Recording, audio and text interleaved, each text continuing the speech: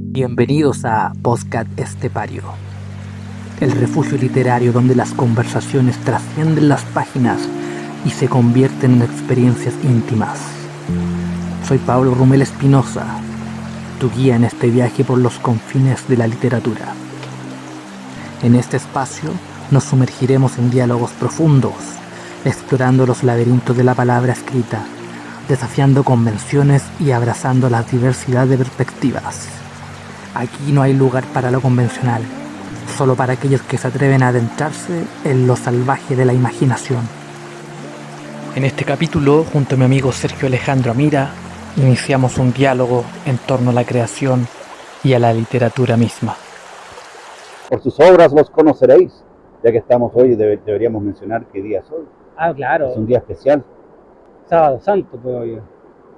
Entonces debemos también hacer algunas reflexiones redentoras. Bueno, usted sabe que para algunos la imagen de Jesús era una persona una persona que era muy humilde, un carpintero, pero lo que no es explícito en su figura es que realmente el hecho de construir mesas, sillas, para la época la carpintería no era una profesión simple que usted podía aprender en una tarde. De hecho, si tuviéramos que llevarlo a los términos actuales, probablemente Jesús era más cercano a un arquitecto. Era una persona que levantaba casas.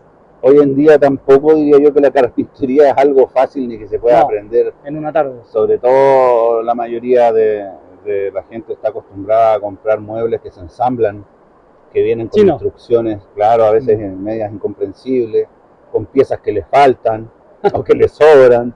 Entonces, yo, no sé, conozco la figura del carpintero y no en vano se le dice maestro. Exacto. Va a venir el maestro, tengo que me reparen el techo, o quiero ampliar la casa, arreglar la terraza, hay que llamar al maestro. Y eso, no sé, vendrá el maestro. Jesús era el maestro, el carpintero, el maestro, meister. Pero ya ve, siempre hay una cosa que nos lleva a estas reflexiones. Hola, buenas. Hola.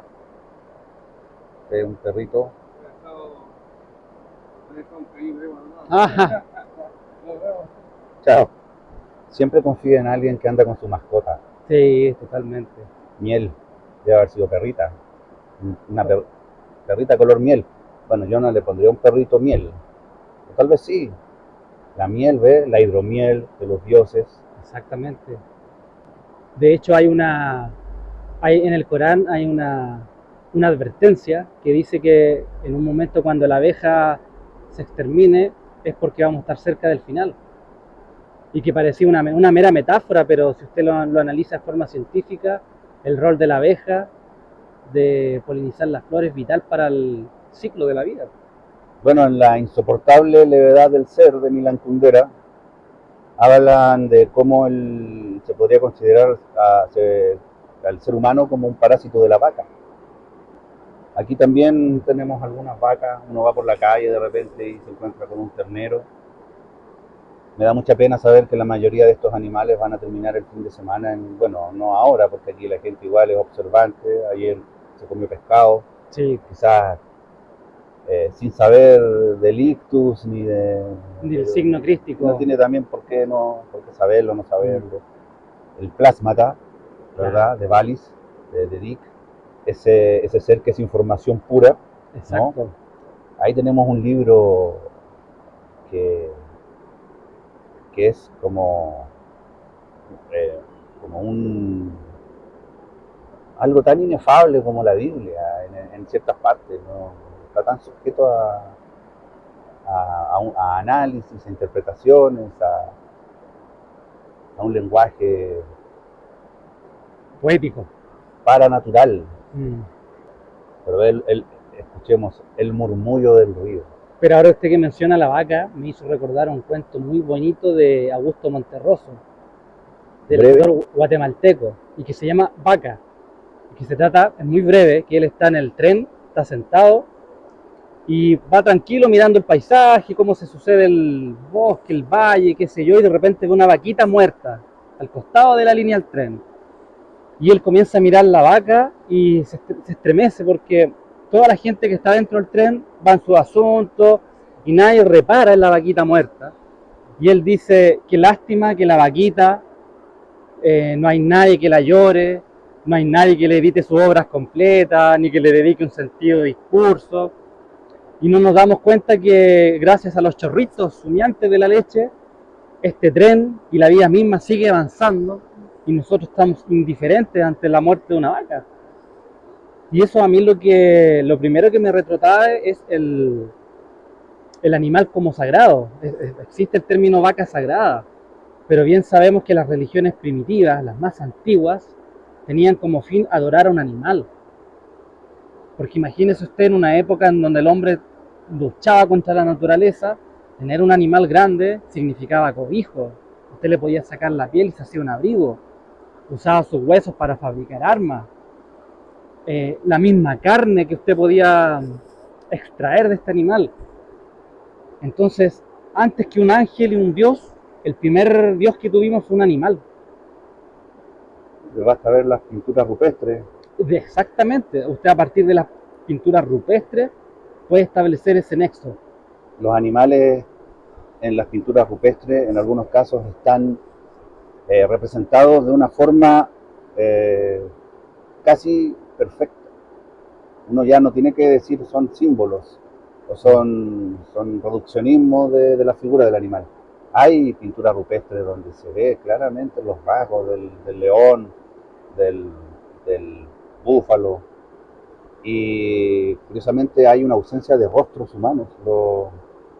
Nuestros ancestros en las cavernas hacían estos stencils con las manos, y aprendí en un video que vi de YouTube de paleontología de que hay algunos stencils de esos de pinturas rupestres con las manos que les faltan dedos. Entonces de ahí se han hecho algunas conjeturas desde que quizás eran mutilaciones ritualísticas o enfrentamientos con animales que le arrancaban los dedos a la gente, o simplemente que para darle variedad al diseño doblaban un dedo y soplaban alrededor de la mano, y hay de distintos dedos. Entonces también se especula que puede ser algún tipo de lenguaje, viendo todas las combinaciones que puede haber bajando un dedo o dos dedos o tres dedos, creo que ahí decía cuántas son. De hecho, y con eso se puede armar un lenguaje. El lenguaje de los mudos también puede venir. Es gestual totalmente. Todas las cosas que se han perdido. A veces pensar no solo en todos los libros que no se han escrito, sino en todos los libros que se han perdido, las obras completas que se han perdido. A Hemingway se le perdió, creo que no sé, la señora que tenía que encontrarse con él en París, llevaba en una valija varios manuscritos que se le perdieron. A Shakira se le perdió todo un álbum, que después le puso algo así como ¿dónde están los ladrones?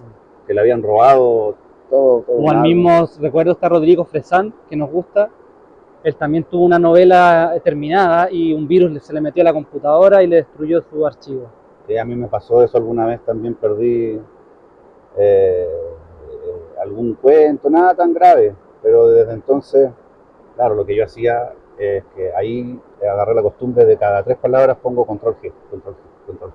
Voy guardando, y además no tengo nada en el escritorio del computador. En el escritorio tengo acceso directo a los archivos, a las carpetas que están en el disco duro externo. Claro. Por si borra por error el enlace, claro, no le va a pasar nada. Al disco duro también le puede pasar algo, entonces hay que tener sistemas redundantes ahí.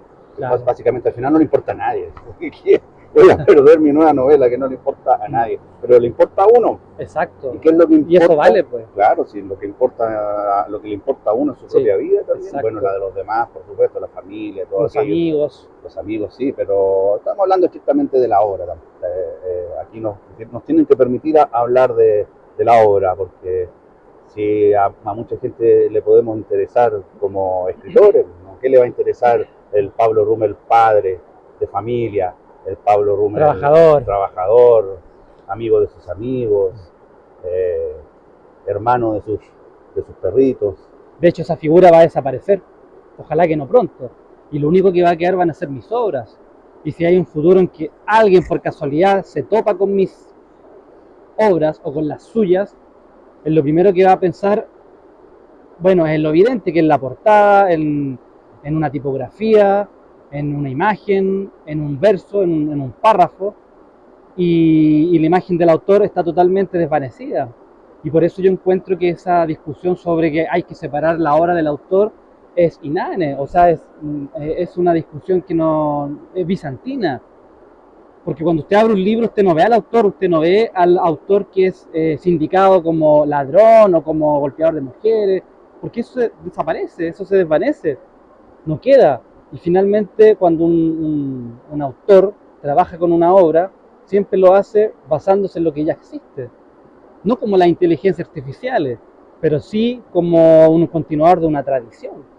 Pero imagínese ahora, sabemos más cosas a veces de los autores que de la obra misma. Y eso es lamentable. Sí, porque eso es un culto a la personalidad y algo que con lo que la gente quise, en vez de estar concentrados en una obra o estar tan concentrados en la obra como un vehículo para darse a conocer ellos como escritores. El escritor que quiere ser escritor y ojalá no escribir, sino vender esa, Imagen. esa imagen del escritor. Y, y entonces así se termina con ahí se tiene otro objetivo. Y hay obras que son puras, o sea, ¿qué sabemos de Homero? Hay gente que incluso pone en duda la existencia de Homero, hay quienes han puesto en duda la existencia de Shakespeare, y podemos leer la Ilíada y la Odisea como obras puras, porque no estamos pensando, oye, Homero hizo esto, Homero hizo esto otro, Homero miró feo a alguien, Homero le quedó adeudando dinero a un vecino, o el Lazarillo de Tormes, ya ahí ni siquiera es anónimo. Entonces, no tenemos que preocuparnos de si era algo como semi-autobiográfico, si el autor era el Lazarillo de Tormes y escribía sus experiencias en base a esas experiencias semi-autobiográfico, o bien él era uno de los que aporreaba al pobre Lazarillo. Exactamente. Entonces ya eso no interesa, pero en cambio ahora tenemos que saber, o ni siquiera tenemos que saber, nos vemos expuestos a saber cuánto calza el escritor, con quién se ha metido, con quién ha andado, con quién no ha andado, en qué cóctel estuvo, amigo de qué persona de alta alcurnia es. Entonces ahí se equipara como esa figura del escritor casi para mí como un estafador. Como, miren, estoy aquí en esta foto con Richard Branson, o estoy aquí con Elon Musk, como este personaje que había, el dandy chileno, que se colaba a las fiestas, llegaba con toda su pachorra, tenía una buena pinta, claro, sí. Tenía estampa el hombre, pero no tenía donde caerse muerto. Claro. Como mucha muy aristocracia, claro, que como me acuerdo, como esta gente venía a menos, que le hacían mofa a los Eguigurren, una familia de gente que era como de alta alcurnia, pero no tenían plata. Eso es como escritores de alta alcurnia que no tienen obra. Exactamente. Gente de bien, gente linda, que no tiene plata, pero venden esa y claro, tiene su público, hay gente que como que les gusta eso, pero eso nos convierte también en una suerte de mercachifle, que tenemos que andar vendiéndonos nosotros para que nos compren nuestra obra. Ay, compré este libro porque conocí al autor y me saludó y hablé con él y me firmó, me dedicó el libro y hablé unas palabras con él, entonces ahora voy a leerlo. O le mandan un mensaje, pregúntame lo que quieras, ¿verdad? En Instagram. Claro. Y esas preguntas capciosamente, siempre son como, nunca el callo, nunca. No. ¿En qué te inspiraste para tu última obra? ¿Qué opinas de este? Le preguntan qué opina de este autor, claro. Que justamente resulta ser uno de sus mejores amigos. No se le pregunta por otros amigos que puede que sean polémicos ahora, que también no es responsabilidad suya. Exactamente. Puede que un amigo suyo de repente tenga algún problema ahí en el camino, adopte conducta o se ponga a recorrer una ruta distinta. Usted no se puede hacer responsable de eso. Entonces después le preguntan, claro, así como, usted que era amigo de Nicolás López, pero ya no lo soy.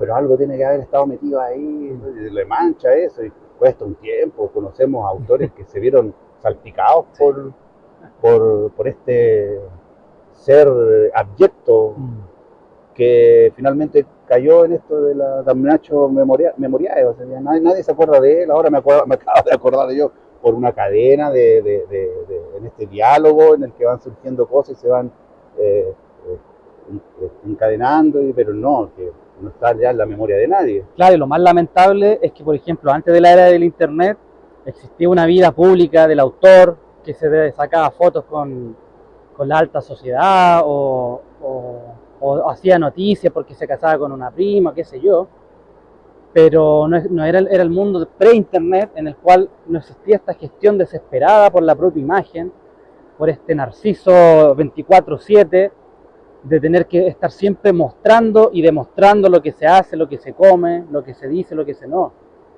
Entonces ahora tenemos al autor que antes era una figura pública, ahora es el autor que constantemente se autogestiona su imagen y lo vemos pululando en las redes con su libro, con un pendón detrás, ojalá con letras vistosas y grandes, y con la tapa del libro, con la portada mostrándose, exhibiéndose como un mono de feria. Y con el book trailer, Y con el book la banda trailer, sonora, claro, y con las poleritas, el merchandising, el tazón. Y yo digo, ya, está bien, tú quieres mostrar tu imagen, no te conoce nadie, pero hay una línea entre el patetismo de salir con cara de imbécil con el libro y mendigando atención, oye, damos like, cómprame el libro, una línea que es muy tenue entre ese patetismo y entre lícitamente intentar que te conozcan,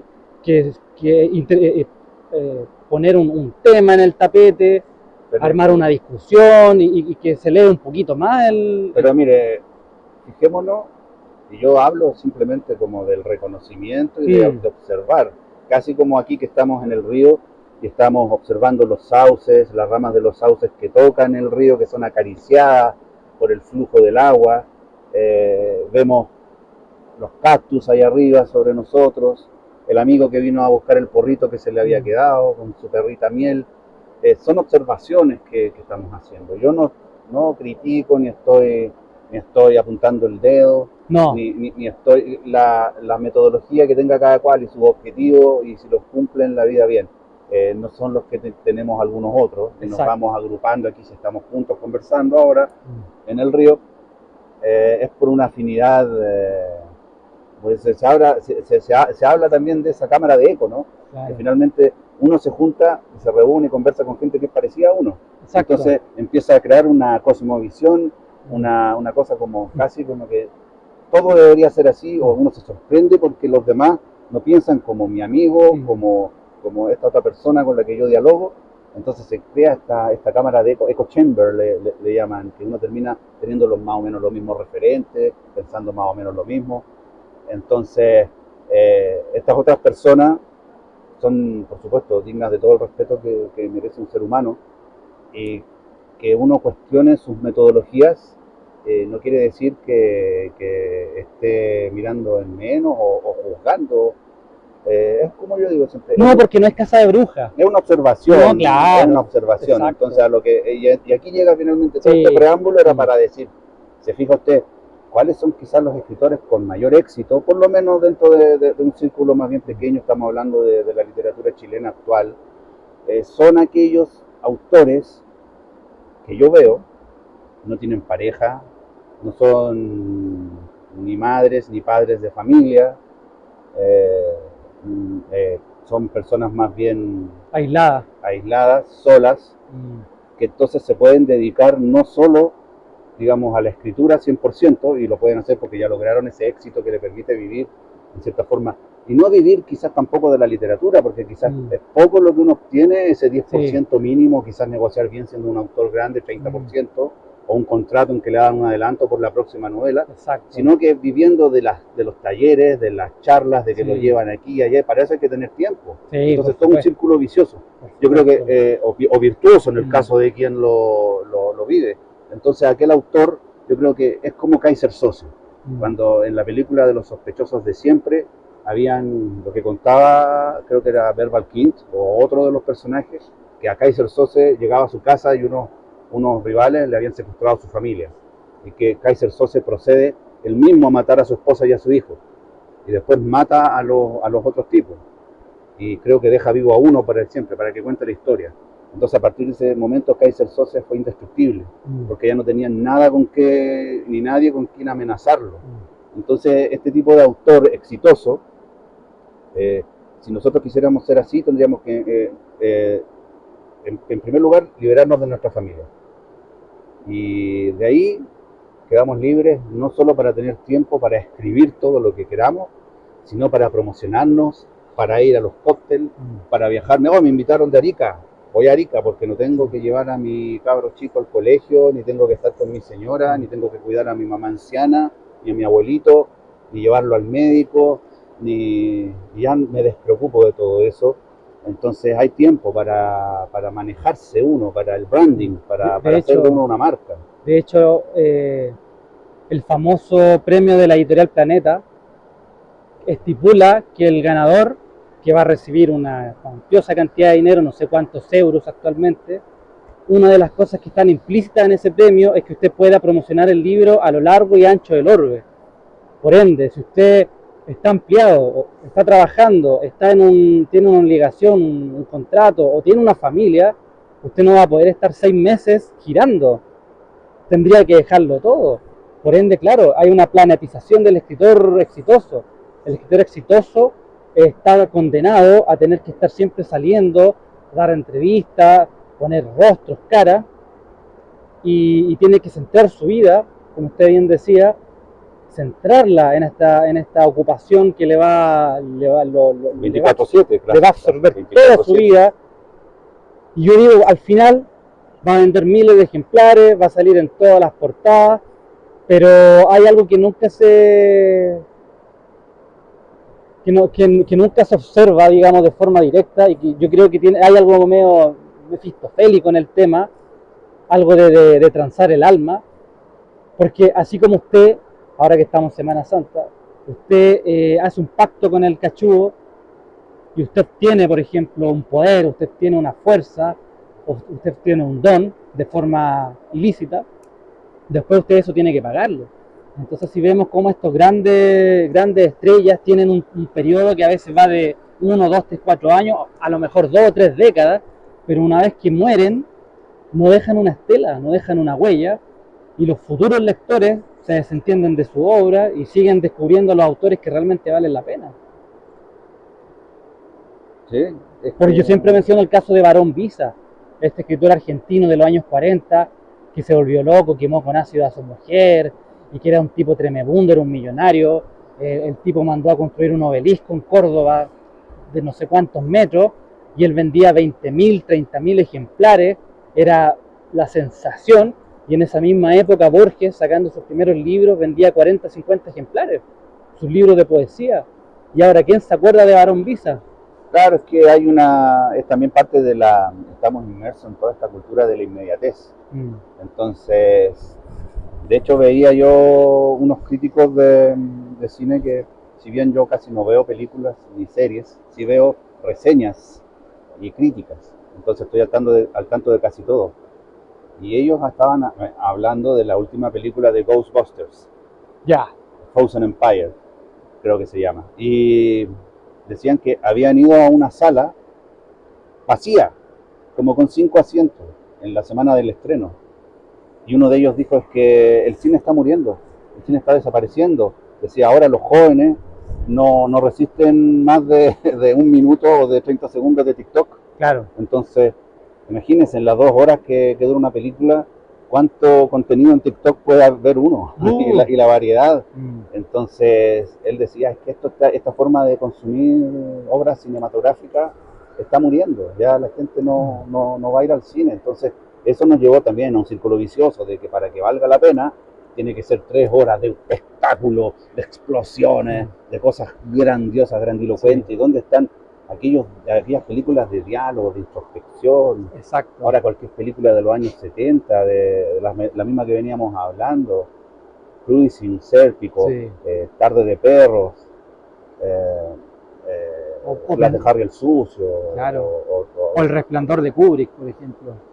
The French Connection, ¿cómo es que se llama eso? The French Connection, Contacto en Francia. Contacto en Francia, tantas películas que eran serias, que sí. Si bien tenían de repente acción y todo aquello, por eso de repente aparece una joya como Drive, que es una película que Rompe la lógica del me mercado. encanta, sí, sí, totalmente. Entonces, Creo que estamos en sí. eso. Hemos hablado mucho de las formas, pero no nos hemos ido al El contenido. contenido, sí, Exacto. me gustó yo hace poco esa entrevista que tuvo usted con Ignacio Fritz, ¿Ya? que Ignacio Fritz me parece un faro intermitente de repente, Sí, pero en medio de un naufragio. Como, sí. como ese faro hay un montón de barcos destruidos y navíos, y yo creo que Ignacio no tiene idea de lo mucho que yo lo respeto y valoro como autor, porque yo no he leído todo, por supuesto, no puedo pretender haber leído a todos mis contemporáneos ni nada. Y de lo que he leído, a mí me gustó esas preguntas que le hizo usted a él. Y yo decía, me gustaría que me hiciera esas preguntas, me gustaría contestarlas a mi manera, quizás no con la elocuencia ni la experiencia de Ignacio, Claro. pero me gustaron esas preguntas. Entonces, de los escritores, de los colegas, digamos, de escritores que son de esta generación, me gusta Ignacio Fritz, me gusta Juan Darien, que probablemente nunca va a volver a publicar un libro. Oiga, pero esa historia es muy buena porque hablamos de Juan Darien, pero el que nos va a escuchar no lo va a poder reconocer de inmediato. Juan Darien, porque él firmó como anónimo.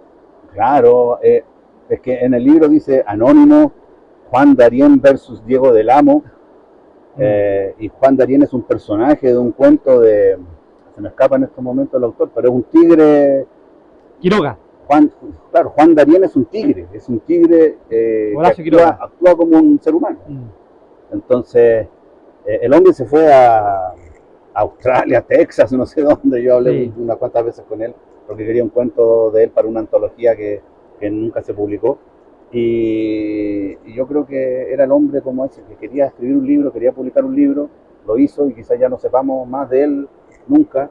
Y iba a ser ese como el escritor de escritores, un escritor que lo leyeron solo otros escritores. Él era discípulo de otro Fritz, él mismo lo decía, de otro Fritz, no de Ignacio, sino de Sergio Fritz, un hombre dedicado a la nigromancia, a la alquimia, a la hechicería, a las artes ocultas, sí, a la brujería. Quizás a Wizard himself. Entonces, eso me gusta. Como dijo, contenido, hablemos de contenido, hablemos de autores, de lecturas recientes, no recientes. Dejemos las formas. Claro, dediquemos esta última parte a hablar no hablar de nosotros, sino a través de otros escritores hablar de nosotros. Escritoras también. Juna Barnes, por ejemplo. ¿Te he leído nunca he sabido cómo se pronuncia bien? De Juna Barnes. Juna Barnes. No la he leído a ella. O creo que tiene sí. Un librito, pero pequeñísimo, pero gigantesco al mismo tiempo. Bueno, hay tantas. Bueno, ahora yo me pasa que estoy releyendo por tercera o cuarta vez Pedro Páramo. Y yo había pensado en Pedro Páramo. ¿En serio? Cuando hablábamos de escritores que se sienten presionados tal vez a tener una obra, claro, sacar una novela cada año, cada 2 años, pero en cambio Juan Rulfo no tuvo ese problema. Con Pedro Páramo tengo entendido que publicó 2 libros. Sí, 3, porque está El Llano en Llama y está El Gallo de Oro, que me parece que es un libro que va más por lo audiovisual, pero que no tiene mucha conexión tampoco con... ¿Y eso le bastó? Eso le bastó. Pedro Páramo es un pilar de la literatura hispanoamericana. Exacto. Y lo que tiene Pedro Páramo, ahora que yo lo estoy releyendo, es esa increíble densidad en cada página. Es un libro que tiene 125 páginas aproximadamente, pero no es como estos libros de ahora, que usted entra, absorbe la información y se va. Acá hay un detalle, una hechura artesanal de cada página, como por ejemplo se describe el paso de la luz, la voz del fantasma, el ruido de las carretas, y es una escritura muy lenta, y que uno va asimilando lentamente y va como masticando, como no es como esta comida chatarra que usted llega a estos restaurantes colorinches y lleno de estímulos, y usted lo único que quiere es tragarse el plato y macharse. No, usted con Pedro Páramo es como ir al campo, es como entrar a una casa desolada, y una persona muy amable, pero en una estancia muy humilde, lo pone, lo sienta, le hace una introducción, y este comensal hipotético le sirve un plato en el que usted tiene que devorárselo muy lentamente, porque fue hecho de una forma como estos platos que hay que adobarlos, que hay que macerarlos, no son estos platos rápidos, que requieren una preparación previa claro. Inclusive antes de llegar a la cocina, y usted va degustando este caldillo, este plato, y va sintiendo los olores. Y no quiere que se termine nunca. No quiere que se Y una termine sobremesa, nunca. una sobremesa que dure días. Y eso es lo hermoso de Pedro Páramo, que como usted dice, es como Juna Barnes, que es una novela que es delgadísima, pero es vasta por dentro, porque contiene un universo completo y que uno lo va descifrando lentamente, y cada vez que usted lo va leyendo va encontrando un nuevo detalle. Sí, tiene que ver con, eso es una maestría total yo siempre hablo de que yo recién ahora a mis 50 años, creo que estoy en capacidad de escribir no lo que puedo, sino lo que quiero. Porque durante mucho tiempo sentí que escribía lo que me alcanzaba. Lo que podía. Escribía lo que podía. No estaba. Ahora me siento en total dominio de mis capacidades, en total dominio, sé ocupar todas las herramientas que tengo en mi caja, volviendo al carpintero, al nazareno. Y lo dijo Borges también. Borges dijo que cada escritor y escritora tenía una caja con un set de herramientas limitadas. Él decía, en mi caso, se trata de los espejos, los laberintos, las armas blancas, los tigres, las bibliotecas, que también son una suerte de laberinto. Entonces, los gauchos también. Los gauchos, el sur. Y en el caso mío, yo me he dado cuenta después de tanto escribir, publicar también nunca pensé yo que iba a publicar tanto, jamás en mi vida pensé tanto que costó sacar ese primer libro, y después ya no me costaba nada, al punto que llegué a tener 4 libros en un año, oiga, y 4 libros sin ningún éxito, midiendo el éxito de acuerdo a los autores y al Star System y al sistema en el cual estos autores y este sistemita que está alrededor de ellos. Frente a ellos yo soy un fracaso. Pero yo para mí soy exitoso para mí. Pero no me quedo conforme, por supuesto. Pero, lo que iba a decir es la herramienta. Entonces, las herramientas, yo he notado que en mi no me gusta hablar de obra tampoco, porque cuando pienso en la obra, pienso en Miguel Ángel. En algo terminado. Y en gente que realmente. En la Capilla Sixtina. Tiene algo que yo le puedo llamar obra. Obra, de verdad. Pienso en los grandes en los muertos. Artistas. No puedo pensar en alguien que tenga una obra muchos músicos. Para mí, que soy un melómano, cuando uno piensa en la obra de los Beatles, en la obra de Wagner, de Miguel Ángel, de Pink Floyd, de todo tipo de arte, desde las artes escénicas hasta la literatura, la pintura, la danza, toda manifestación artística. Entonces, mis escritos, mi escritura, elementos que se repiten. Yo he notado que siempre hay un arma de fuego, siempre hay una pistola. Generalmente está presente en casi todas mis novelas, está presente una pistola. Y siempre hay una suerte de melancolía, de personajes derrotados, pero en busca de la redención. Por ende, no están derrotados. Exacto. No algo tan específico. Derrotado el que le pone las armas. Pero si usted pierde la batalla y no ha logrado el éxito, no es un perdedor. Había una escena en El Topo donde el personaje iba a pelear con un viejo que estaba desarmado. El Topo de Jodorowsky. En El Topo, sí, claro. Y el viejo como que le quitaba la pistola o le tomaba la pistola y se disparaba. Y le decía, como si ahora no me puedes vencer. Claro. ¿Verdad? Entonces no se puede vencer a aquel que no le teme la derrota. Exacto. Aquel que no le teme la derrota no puede ser vencido. Aunque pierda todas las batallas. Porque incluso perder las batallas es ganarlas. Exacto. A veces para ganar hay que perder.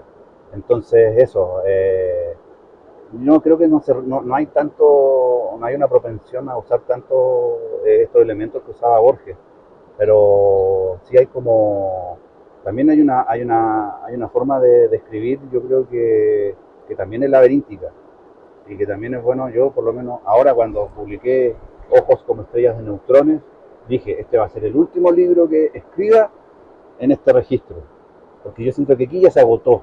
Se cumplió un ciclo. No, ya llegué al máximo de lo que podía decir dentro de ese tipo de narrativa. Ya con esto, ahí se termina y ahora es momento de empezar a explorar cosas quizás, para mí, en mi caso, algo más tradicional. Ya. Quizás si me pongo a escribir algo como, no quiero mencionar a nadie, pero algo más en la onda de los bestsellers o de lo que le gusta a la gente, quizás ese sea un camino para mí de alejarme de este estilo Recargado. de catedral barroca, así, este estilo rococó, del neobarroco que se hablaba tanto a fines de los años 90, se hablaba mucho del surgimiento del neobarroco, ¿verdad? Humberto Eco y mucho de esa tendencia, de postmodernismo, el postmodernismo. Entonces, pero usted me iba a decir algo, lo interrumpí. Cuando estábamos hablando de las herramientas, de la caja de herramientas. Claro, tenía que ver con eso. Caso, por ejemplo. Tenía que ver la idea del fracaso, que el fracaso es el que pone la arma, el fracasado. Pero el perdedor no es un perdedor nato porque todavía tiene el ánimo de batallar. Pero lo que yo, claro, lo que le iba a comentar, tenía relación que cuando uno tiene un repertorio de temas, obviamente el tema del laberinto, el tema, no sé, el tema de la locura, que es un tema que a mí me gusta, ya tiene cultores que lo hicieron y que llegaron a un lugar y lo cristalizaron en una forma. Entonces uno siempre va a tener el desafío de intentar superar, aunque sea en 1 milímetro, esa forma, o bien reconocer la limitación propia y decir, bueno, yo llegué hasta acá, intenté hacer lo mío, no alcancé la misma altura de ese referente que yo tenía.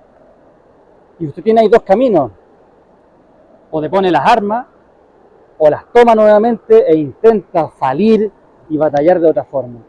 Cuando ya se cumple un camino, cuando ya se cumple un ciclo, usted puede tener la libertad absoluta de cambiar esa herramienta, esa caja de herramientas, o dejar algunas y hacer un nuevo asalto, intentarlo nuevamente. Yo creo que esa es la gracia de la escritura. Es como la de este jinete porfiado que va a la justa, pierde la batalla, pierde la armadura, se cae del caballo, pero tiene la fuerza, la voluntad de volver a levantarse, sacudirse las ropas y volver a intentarlo, sabiendo que a lo mejor la próxima puede ser la última vez o voy a perder la cabeza. Y lo heroico que está dentro de este intento, que muchas veces uno no lo ve, es que pudiendo dedicar ese tiempo muerto que uno tiene después de sus labores domésticas, pudiendo dedicarlo, por ejemplo, a hacer negocios, a ganar dinero o al ocio puro, uno lo dedica a una actividad que probablemente no le va a dejar nada, que probablemente va a ser solamente reconocida por muy pocos. Y yo creo que ahí está lo heroico en el tema de lanzarse a la batalla literaria. Porque meterse a un taller literario, publicar un libro, salir en una revista, en una entrevista, eso lo puede hacer cualquiera. Pero tener una obra, pasar 30, 40, 50, 60 años de tu vida e intentar crear algo, eso no lo hace cualquiera. Y yo creo que usted a lo largo de su vida, yo creo que usted más de una vez tuvo compañeros de ruta que eran personas muy entusiastas y que ellos decían, no, yo también voy a seguir la obra. Y a medida que usted se va haciendo viejo, se da cuenta que muchos se han bajado del caballo. Sí, pues. Y yo creo que ha sido la cordura, porque han formado familias o se han dedicado a ganar dinero. Claro, si esto tiene un costo siempre. Si Exacto. Cuando uno forma familia, siempre hay una pugna. Porque uno, no sé cuántos, debe ser muy poca gente que cuenta con el apoyo. Quizás la gente que es exitosa, pero volvemos a lo mismo. La gente que es exitosa en esto probablemente no tiene familia, o no tiene hijos, o los hijos terminan locos, terminan suicidándose, terminan alcoholizados, odiando al padre o la madre, como Marion Zimmer Bradley que hablábamos, ¿verdad? Claro, entonces, o un hijo de Picasso suicidándose bebiendo gasolina. Entonces, claro, volvemos a lo mismo. Quizás esas personas no tienen una familia, pero uno que sí la tiene, justamente esa familia es posible que no valore o no entienda lo que uno hace, porque no es algo que produce un éxito inmediato, porque si hay algo que es lento en la literatura, nos toma tiempo escribir, nos toma tiempo corregir, nos toma tiempo buscar una editorial o gestionar nosotros mismos una publicación. Exacto. Un libro puede estar 5 años, por eso a mí se me acumularon y de repente aparecieron en un año 4 libros, pero esos libros llevaban 10 años escritos. Exacto. Entonces se postularon aquí, se postularon allá, de repente llegaron estos fondos de la pandemia y 2 salieron por ahí, otros 2 salieron por allá. me publicó PAN, la editorial de Ignacio Fritz y Eglé. Entonces, una cosa que quería complementar es que también, aunque tengamos las mismas herramientas en nuestra caja, una herramienta se puede ocupar de varias formas. Exacto. Entonces, por ejemplo, una tachuela yo la puedo clavar con un desatornillador, porque tomo el A nadie se le habría desatornillador, ocurrido. claro, o un martillo lo puedo usar quizás para amasar pan. Le saco la cabeza al martillo y puedo tratar precariamente. Como un uflero. Ahí viene que quizás podemos usar nuestras mismas herramientas, pero por otro lado, Borges decía que si él hablaba de un leopardo, el lector iba a saber que era un tigre. Entonces iba a decir, no, pues aquí Borges me está hablando de un tigre que en vez de rayas tiene manchas. Entonces también pasa eso, que quizás si yo cambio el uso de la herramienta, el lector va a decir, no, pero esta es la misma, y ahí está la capacidad de que uno pueda usar esa herramienta para decir otra cosa. Y eso tiene también que ver con que quizás no existe tal cosa como agotar un tema. Pero eso va a depender de si nosotros nos damos cuenta de que ya lleve al máximo de mis capacidades este tema. Pero hay temas que, como se dice, estos son los grandes temas: la muerte, el amor, el olvido, la identidad, el viaje. Como la otra vez vino estas tonteritas que no son tonteritas, pero yo le llamo así, claro, algo que aparece en Instagram de repente, que publica alguien, esos cheat posts que le llaman cheat posts, que se dice que hay cuentas como la del canciller ñoño que solo publican cosas que sacan de otros lados, esas reflexiones, esas cosas cortitas, esos memes. Y había uno que hablaba como de todas las posibilidades de la narrativa, entonces era algo así como hombre contra naturaleza. Claro. Te lo recordé porque usted lo dijo hace un rato, del hombre enfrentado a la naturaleza. Hombre contra Dios, hombre contra hombre. Decía así, excluyendo a las mujeres, una cosa también, claro, debió haber humano contra, pero ahí están como esas posibilidades. Entonces son temas inagotables, sobre todo si los empezamos. Generalmente el tema de la muerte se une al tema del amor, al tema del olvido. Entonces uno no puede escribir exclusivamente del olvido o de la muerte sin que estén presentes estos otros temas. Quizá uno se inclina o le pone mayor énfasis a uno o a otro, pero ¿qué historia de amor no conlleva olvido, no conlleva muerte, no conlleva vida, no conlleva esperanza, renacer? Y ahí está claro mi gran tema. Otro de mis grandes, o sea, mi gran tema ya no es una herramienta, sino que mi gran tema es la identidad. La identidad. Bueno, eso, todo lo que usted nos cuenta, nos hace reflexionar, me hace recordar, por ejemplo, que cada época, cada movimiento tiene un horizonte y tiene una verticalidad. Por ejemplo, si pensábamos en el barroco, que tiene con este afán de buscar lo sublime, de buscar la multiplicación, el laberinto, también busca de alguna forma llevarnos al desengaño, mostrarnos que la realidad es ilusoria, que hay mentiras, que hay trampas, y lo barroco, la actitud barroca sería no solamente extasiarse entre la maravilla, sino que saber que detrás de esa maravilla hay cartón, hay papel maché.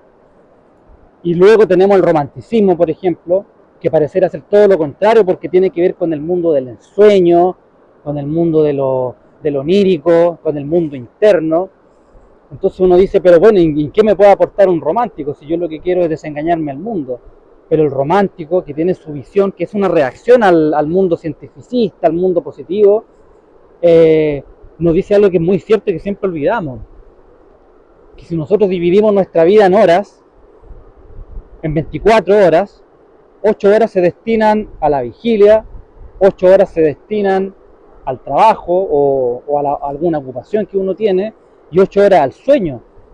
Entonces no reparamos, el barroco no repara en que un tercio de nuestra vida ocurre en el sueño puro.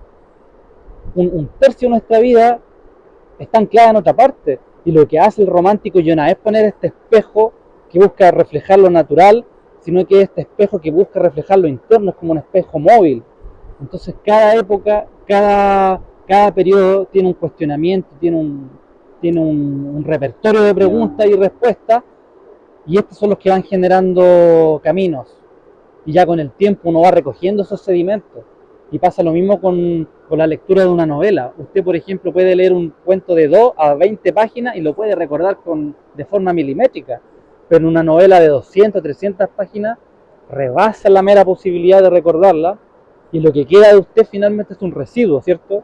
Queda una imagen, queda por ejemplo un personaje que dijo tal cosa, o la descripción de un laberinto, de un castillo, y eso es la hermosura, y vuelvo a la metáfora, a la imagen del río, de las novelas grandes, que finalmente va quedando un residuo de las épocas anteriores, de las escuelas que tuvieron su horizonte y su verticalidad, y uno va recogiendo esas cositas que fueron quedando y va armando algo nuevo. Claro, sí, totalmente. En el Renacimiento era como, vamos a crear arte para impresionar a Dios. Y en el romanticismo era como, voy a crear algo para impresionarme a mí mismo. Claro. Y después llegamos como a los años 50, los beatniks, que era una cosa como que voy a hacer algo para impresionar a mis pares. O para empatar al burgués. Claro, y adentrarse más en la miseria, porque antes era una Sí. exaltación de la belleza, ¿verdad? En el Renacimiento, Sí. el romanticismo también. La Después perfección empieza de la línea. el subjetivismo con el impresionismo, el expresionismo como voy a sacar fuera esto, el impresionismo con esta es mi mirada de cómo es, no como es realmente, sino como lo veo yo. Y adentrándose como más y más en el ser humano hasta que llegamos a una especie de autoflagelación, solipsismo, nihilismo. No, ahora ya no quiero impresionar a Dios, ahora repudio a Dios. Así como harto, voy a sentar a la belleza en mis rodillas y la voy a repudiar, la voy a escupir. Pero esos eran tipos que estaban muy adelantados, digamos, como era un pre-beatnik. Exacto. Un Artaud, un Lautréamont. Por eso decimos que son visionarios, porque ellos están mirando lo que va a ocurrir, no están viviendo el presente. Y quizás algo también tengamos nosotros de visionarios, porque, digamos, todo genio es un incomprendido. En su Pero época. no todo incomprendido es un genio. Claro. Podemos haber muchos incomprendidos que quizás no, por supuesto, no. Yo creo, no sé, alguien que se levante por la mañana y diga, soy un genio. Acabo de despertar en otro día genial de mi genialidad, de mi genitud. Y generalmente, claro, a los genios, los demás los tienen que reconocer como genios. Pero claro, debe haber por ahí otra gente tan llena de sí misma que debe considerarse el pináculo de lo que sea, sobre lo cual creen estar parados, que generalmente es gente además que reniega de una tradición, que reniega de una continuidad, que no cree en eso de que miran más lejos porque están de pie sobre hombros de gigantes. Entonces todos venimos de una tradición, en su caso el Quijote es un libro seminal para mí. Sí, me imagino que la era de las luces, ¿no? Todo aquello que viene de Gargantúa de Pantagruel, ¿verdad? El Orlando Furioso, el Cid. ¿Cómo agarrar eso? Y por ejemplo, ni Mago Mundi está presente. ¿Cómo hacemos que la novela de caballería, que esa épica, que ya venía deconstruida, ¿verdad? Por Cervantes, sí. ¿Cómo lo inserto ahora en un mundo que también es muy contemporáneo? Porque los gatos, por ejemplo, hay una obsesión, digamos, con los gatos en la humanidad, en el occidente. Murakami, cuando uno habla de las cajas de herramientas de Murakami, siempre hay una niña precoz que es muy bonita y muy inteligente, pero a la vez muy distante, con la cual el protagonista nunca va a tener una relación porque la ve como una hija, la ve como una amiga menor, pero nunca hay una cosa romántica, y siempre hay esa frustración muy japonesa también, como que yo admiro de lejos, pero jamás la tocaría. Están los gatos también, están presentes los gatos, está presente una cosa que ni siquiera es como fantástica, sino que es como la irrupción, ni siquiera cuando dicen, hay una categorización así como que incluso es un género que no me recuerdo el nombre en japonés, Isekai, no me acuerdo, es como cuando una persona común y corriente pasa a un mundo fantástico, como Inuyasha, claro, ¿verdad? Que era una colegiala que estaba en este mundo fantástico. Y está lo otro, cuando el fantástico se presenta en la vida cotidiana. Bueno, como Alicia en el País de las Maravillas. Claro, ese también es un ejemplo. Sí, Stephen King es muy de traer el fantástico hacia el mundo real, produciendo horror. Claro. Hay un cuento que se llama El dedo móvil, de Stephen King. Que un tipo simplemente que va al baño a hacer sus necesidades y ve que de repente aparece un dedo que surge de la taza. Y es un dedo muy largo, un dedo como casi como una vara flexible, el dedo móvil. Entonces, él no tiene que explicar de quién era ese dedo, de dónde venía ese dedo. Es la erupción de eso que se produce algo horroroso. Como encontrarnos con Gollum aquí, que vamos caminando y de repente aparece Gollum una criatura similar a Gollum que salta de un sauce y nos interpone en el camino. Esa erupción siempre es como que, incluso si viéramos una criatura fantástica pero bondadosa, no sé, un ciervo plateado, luminoso que aparece en medio de la noche, nos provoca esa sensación de algo ominoso, algo que está por sobre nuestra comprensión. Entonces, en Imago Mundi están los gatos también, está esa relación que podría parecer más bien pedestre, de este tipo que se enamora de esta tipa que a la vez es muy distante y como que lo usa y abusa, pero al mismo tiempo están el relato de los gatos, y eso también Murakami también es de ir intercalando. Mientras pasa esto, pasa esta otra cosa con los personajes. Sí. A mí me pasó cuando yo de Murakami primero leí Tokyo Blues. Ya. Y pensé que toda su obra era más o menos así. En Tokyo Blues no hay ninguna pizca de irrupción de lo fantástico, ni el absurdo, ni el surrealismo. Todo realista. Obra más bien straightforward. Con sí hay ciertas temáticas de él, que sobre todo eso del amor no correspondido, de este tipo que siempre como que narra en primera persona, estos personajes que están ya absolutamente derrotados y como que aceptan esa derrota. Y después leí Kafka en la orilla. Y ahí después leí un poco sobre Murakami, que tampoco es un autor como el del que se sepa tanto, que sea tan... bueno, los japoneses generalmente lo son así también, ¿no? Nos enteramos de la muerte de Akira Toriyama una semana después que ya había fallecido. Entonces, Murakami...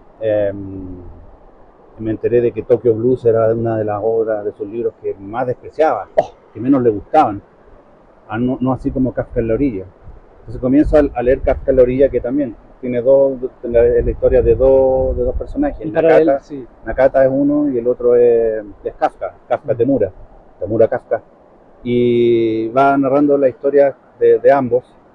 Y Nakata creo que así se llama, Nakata. Es un personaje especial, ya como un adulto mayor, ya un hombre caballero que es especial, tiene una condición de necesidades especiales, que tiene que ver con la contemplación. No se sabía si era de un ovni o de un avión experimental de la Segunda Guerra Mundial, todas esas cosas que no quedan así insinuadas. Entonces, él podía hablar con los gatos, ¿verdad? Y se especializaba en encontrar gatos perdidos. Claro. Ese era su trabajo. Entonces él iba, conversaba con los gatos y le decía a un gato, a Cocoa Quilme, por ejemplo, le decía, ¿has visto a este gato pasar por acá? Y hasta que un gato le dice, ten cuidado porque con este ser que era Johnny Walken. ¿Y qué está haciendo Johnny Walken? Está raptando gatos. ¿Y por qué? Porque con los gatos les saca las tripas a los gatos y no sé qué, y va a hacer un instrumento. Con ese instrumento lo va a tocar y va a destruir el universo. Era una cosa así. Pero yo decía, ¿cómo pasamos de este tipo que vivía de la caridad, del seguro social, etcétera, después que buscaba gatos perdidos, pero resulta que hablaba con los gatos, hasta que aparece este personaje Johnny Walken, que va a crear un instrumento, una trompeta, un corno y una arpa, no sé, me acuerdo que era, y va a destruir el universo? Entonces, ese tipo yo quedé loco. Ese libro es un libro más o menos voluminoso, pero me lo leí rápido en Temuco. Fui a un festival literario en Temuco que me invitaron y fui con Kafka en la orilla. Y ahí me hice un asiduo a Murakami, leí After Dark, que me gusta harto, leí Mujer Dormida, Sauce, ¿cómo es? Sauce Dormido, Mujer, no me acuerdo, algo así, Sauce y la Mujer. Y ahí, eso era el cuento, y ahí me di cuenta que habían algunos cuentos que eran como el protonovela. Hay un cuento ahí que después pasó a ser una de sus novelas. Y después me aburrí de Murakami. Después el último libro que me compré, o sea, lo dejé de leer en 1984. Ya, ahí quedó. Después me compré Los años de peregrinación del niño sin color. Sí. Bueno, también leí El pájaro que le da cuerda al mundo. La casa del carnero salvaje. Leí Baila, baila, baila, ya, que era la continuación de La casa del carnero salvaje. Entonces, después llegó un punto en que ya no lo leí más. Es que se saturó. Me saturé, claro, y es normal. También tengo la del Comendador y lo empecé a leer, leí la primera página y era algo así como: y entonces ella vio al hombre sin rostro y lo cerré y dije, más Murakami, de vuelta lo mismo, y después la niña precoz, el gato, el hombre que encuentra bella la oreja de la mujer y se obsesiona con la oreja. Entonces pensaba, claro, quizás... Llegó un autor que cumplió su ciclo, Claro, quizás, ¿no? yo lo mismo Y se está repitiendo. con ojos como estrellas de neutrones, me dije, aquí ya, si es que tengo 2 o 3 lectores, van a decir, ya, aquí ya, mira, después de esto, ya no, si vuelve, va a seguir repitiendo, si ya.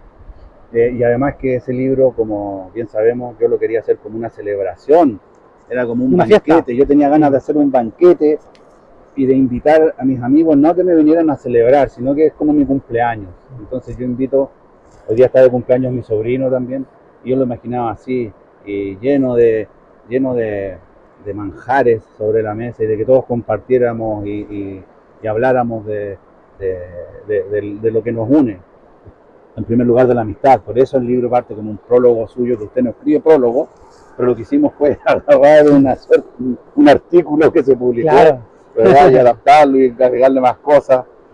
Un prólogo que en sí es como un libro dentro del libro, ¿verdad? Y después está esa suerte de epílogo, que es un mini ensayo También. de Víctor Roberto Carrancá, mi amigo mexicano. Y tenemos luego, vienen como una adenda donde... No, y el agradecimiento son casi 60 páginas. Pues. 60 páginas de ¿Qué? agradecimiento. Una micronovela. Que son también, sí, pues una especie de... Novel. Claro, que viene, pero esto, ¿no? Ahí está, es autobiográfico de verdad, es una biografía. El otro es semi-autobiográfico, inspirado en la ficción y todo aquello. Pero a mí eso es lo que me deja conforme. ¿Cuáles son nuestros objetivos? Mi objetivo en ese libro además son 50 copias, de las cuales usted tiene la número 10. El señor Michael Rivera tiene la número 1, y creo que hasta el momento hay 8, 7 u 8, porque no estoy contando las que voy a distribuir, porque eso es la otra cosa que descubrí. Así, yo quiero que me lean, yo quiero que lean estos libros, estos artefactos, que se conozcan. Porque, por ejemplo, quiero que lean Ojos como estrellas de neutrones, para que la gente que lo lea vea ahí que hubo una generación, que todavía existe esa generación, pero que está en retirada, ¿no? Claro, por lo menos... Porque vienen nuevas generaciones. No, y uno mismo se inventa, y es transgeneracional. De repente pertenece, está en una generación, pero no quiere decir que ya haya nuevas generaciones que uno muera con esa generación. Es que claro, ahí está la idea, por ejemplo, de la generación como rígida, que cada uno nace en una época y tiene un objetivo, pero yo creo que la imagen que es más perfecta es el del oleaje. Porque una generación aparece y como la oleada del mar va recogiendo lo del anterior y aparece una nueva y se van retroalimentando. Entonces tampoco es que una generación de una época tenga una cosmovisión y la siguiente es una cosa nueva. No, porque tienen relaciones. Imagínense a David Bowie. David Bowie, un hombre con una obra monstruosa, colosal, que él venía influenciado por una serie de artistas que quizás no eran tan grandes como él. Uno dice Mark Bolan, uno dice, ¿quién es Mark Bolan? Uno le pregunta a alguien que no sea melómano, ¿quién es Mark Bolan? No tengo idea quién es Mark Bolan. ¿Pero te suena T-Rex? No, tampoco me suena T-Rex. Bueno, te suena una canción que se llama Get It On, de Power Station, que es parte de los miembros de Duran Duran. Cuando Duran Duran se separó, formaron 2 bandas, Arcadia, donde estaba Simon Le Bon, y de Power Station, donde estaba el vocalista era Robert Palmer.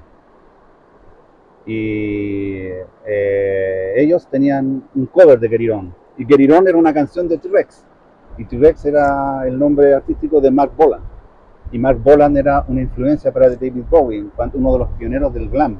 Exacto. Junto con Roxy Music y con incluso Peter Gabriel, que en el Early Genesis, en el Genesis temprano, se maquillaba mucho, se caracterizaba, salía con una máscara de zorro y un vestido de como de Alicia en el País de la Maravilla. Entonces Bowie crea una influencia, y después usted encuentra que hay gente que como Marilyn Manson, Trent Reznor, Alice Cooper, todos ellos diciendo, David Bowie es una gran influencia para mí, Bowie es una influencia enorme. Y luego ver que David Bowie se influencia por Nine Inch Nails, por Marilyn Manson, al punto que empieza a colaborar con Trent Reznor, y uno ve cómo el sonido de Bowie muta a algo industrial, al jungle, y entonces uno ve la influencia de Bowie influencia a esta nueva generación y esta nueva generación Le retribuye. influencia de vuelta a Bowie. Y por eso es tan grande. Porque Bowie está viendo, claro, está viendo cómo su obra, sus exploraciones están siendo utilizadas por una nueva generación de formas que él no la usó. Exacto. Entonces él ve en estas otras nuevas posibilidades de los caminos que él exploró que él no habría imaginado. Entonces él toma de ahí y sigue construyéndose adelante. Entonces hay una aposta. Entonces yo creo que Bowie siguió siendo relevante y siguió siendo contemporáneo y siguió siendo admirado por toda esta gente y quizás lo superó. Y después tenemos una obra, Black Star, tenemos a un Bowie ya que sabía que iba a fallecer y todo eso, y quizás superó a Trent Reznor. Trent Reznor se quedó ganando Óscares, ya no hacía cosas de masoquismo y torturas y cabezas de cerdo que daban vueltas, y se puso a ganar Óscar de terno y corbata, pero Bowie yo creo que lo superó. Sí.